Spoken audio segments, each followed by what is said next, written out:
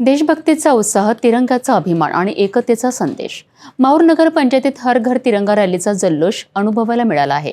पंतप्रधान नरेंद्र मोदी यांच्या संकल्पनेतनं साकारलेल्या या उपक्रमात नगराध्यक्ष, तहसीलदार आणि पोलीस अधिकारी, पत्रकार, नागरिक आणि विद्यार्थी मोठ्या संख्येने सहभागी झालेत. शहराच्या प्रत्येक रस्त्यावर देशभक्तीचा नारा घुमला.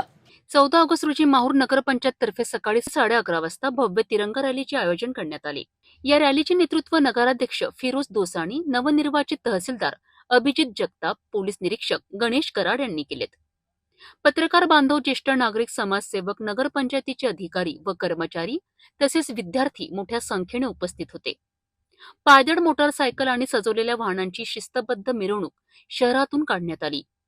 अग्रभागी देशभक्तीपर गाणी व भारत माता की जय च्या घोषणांनी माहूर शहर दुमदुमून गेले.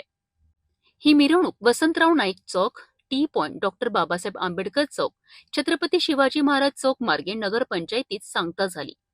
यातून नागरिकांमध्ये देशभक्तीची भावना वृद्धिंगत करण्याचा संदेश देण्यात आला.